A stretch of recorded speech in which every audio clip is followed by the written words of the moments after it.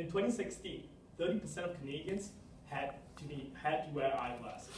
Clearly, it's a good opportunity to make money. Good evening, directors. My name is Nadeem, and my colleagues, Camille, Jordan, Genevieve, Zarbucks, Nicholas, and Samantha at the back. We are here today to present to you our recommendations for Clearly to make $500 million in revenue for 2018. Now first, let's take a look at the options available. Looking at the options available, we can either open showrooms, have innovation hubs, have recycling kiosks, partner with eye care practitioners, own our own eye care practitioners, such as our mass retailers do, and also open our own service centers. Ultimately, after looking at all the data presented to us and doing our analysis, we have decided to move forwards partnering with eye care practitioners. Now, let's take a look at the global industry trends. Taking a look on the left side of the graph, over here we see the total sales volume in dollars, and on the right we see the total sales volume in units. Over here on the right, you see that the total units has been increasing year on year. However, sales volume by dollars has been decreasing in 2015 and 2016. Now this tells us that low-cost competitors has entered the market and started charging lower prices for more units of volume. Now let's take a look what's happening within Canada. In Canada, we see that total sales have been increasing year on year by the dollars. And moving forwards until 2020, there's a projected increase of 3.6% as well. Now, this is a good time for Clearly to move beyond this 3.6 industry growth rate by capturing market share from our competitors. The key success factors to compete within this industry that we have identified are consumer flexibility, whether they can purchase in or out of store, having those relationships with customers, being able to adapt to technological changes, having price transparency where customers know what they're paying for, and finally also giving convenience to our customers. Ultimately, now you might be wondering, how is Clearly competing in such a competitive industry? Well, Starbucks will explain how they do that.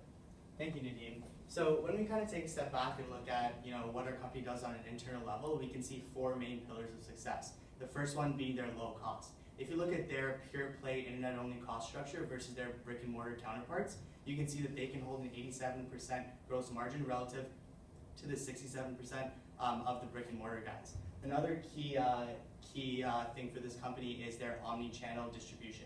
So they're able to really leverage both the web-based showroom as well as a regular showroom and create this holistic experience for their consumers. When you look at it from a fashion and design perspective, their parent company is housed out of Paris, France, and so they're really able to produce not only functional eyewear, but also fashionable eyewear.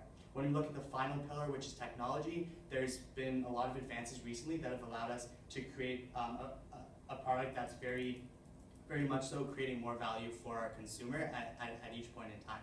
If we look at the consumer on a more holistic level, we can see that a lot of our consumers are going to be white-collar, university-educated consumers who have around $85,000 in annual income. This means that they're going to have a lot of disposable income to spend on our products, and so that implication for us is when we're crafting our recommendation, we want to make sure that we keep this target audience in mind and make sure that whatever recommendation we craft, which is to appeal to the ECPs, that we cater to this audience specifically. The consumer is only one aspect of the entire solution, and so to put that into a more financial perspective, my colleague Jen will walk us through that. Sure. So in order to determine what our growth strategy would be, we wanted to assess where Clearly stands right now. So based on global revenues of over $120 billion in sales, we found the online sales made up about 6% of that, and Clearly had penetrated the market of about 4%. So that left us with estimated revenue in 2016 of about $340 million. And if we look at Clearly's growth over the past 17 years since its inception, we can see they have a compound annual growth rate of around 40%. And this would mean that from 2017 to 2018, we would require a 46% growth rate, which given our historical statistics is feasible. Now, if we look at the distribution methods, we can see that our current business model, we have higher traction in our online retailers. We tend to have lower traffic in our stores. However, we have a higher conversion rate in our stores. And so on a gross basis, we can see that our online sales make up the largest proportion of our revenue. That's important to consider as we want to emphasize this in our strategy going forward. Now, taking a look at our consumers, we took a look at multi-channel purchase consumers and single-channel purchase consumers. The consumers who buy in only one channel are only spending around $300 over their entire lifetime. That's their value to us as a company. Now, when you take a look at multi-channel consumers, they're going to spend a lot more, actually almost 4 times more. That's an increase in lifetime value of us for almost $1,000. We believe this is driven largely on a unit basis. The consumers are buying the same average price goods, however, they are buying more of them. Over their lifetime, they're going to buy around 3.4 units of goods as a single channel consumer. And when they become a multi-channel consumer, this also increases 4 times. This is the core factor driving that increase in value for them over their lifetime for us. So because we are looking at something right now where we'll be able to increase our quality as a multi-channel provider, this indicates that that is quite important to our success. Now, if we take a look at the reorder behaviors of these customers, consumers who only purchase in a single channel, they only reorder around 28% of the time. So when we bring them into a more multi-channel environment, we'll be able to increase this, giving them better options to make further purchases. When we take a look at the behavior consumers have between our store and our web experiences, the differences are actually quite staggering. Our analytics indicated that the increase in sales in store, the increase in traffic in stores does not explain any increase in sales in those stores.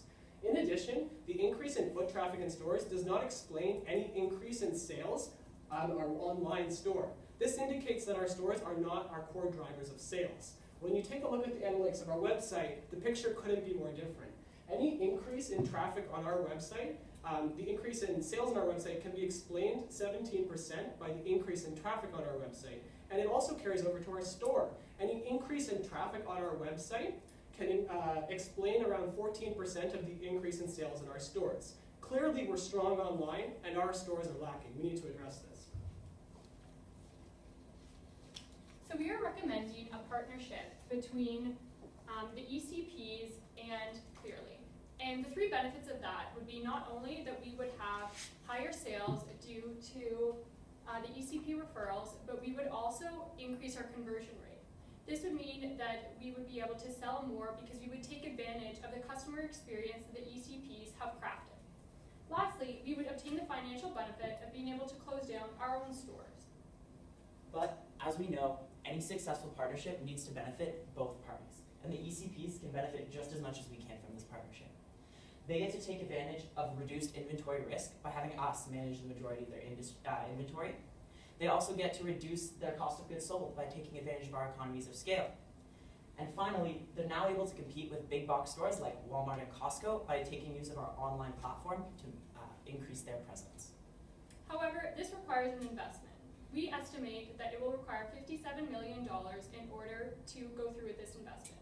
This is comprised of salespeople to onboard the ECP, the inventory required for the supply chain that we're suggesting, as well as the websites that we will need to create for the ECPs to complement Clearly's solutions. However, this will drive the sales that we are expected to see of $500 million by 2018.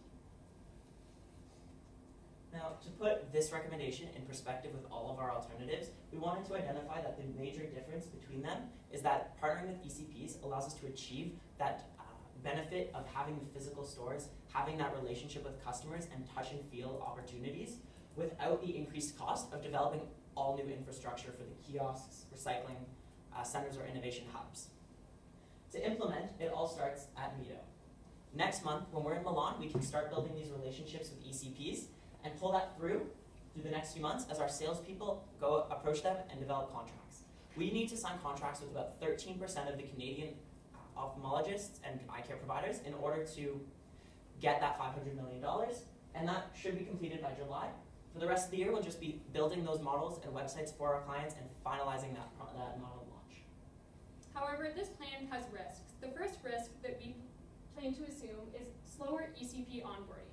We plan to mitigate this through offering them incentivized solutions. Secondly, it has the potential to reduce our online sales. However, this has never been a problem in the past, and we hope that online promotions will mitigate this. Lastly, we obtain a lot of risk in this because of our supply chain, and we plan to mitigate this through just-in-time inventory management. We now open the floor to any questions you may have. thanks guys, nicely presented. Do you want to come up out of there? Out of the danger zone? Out of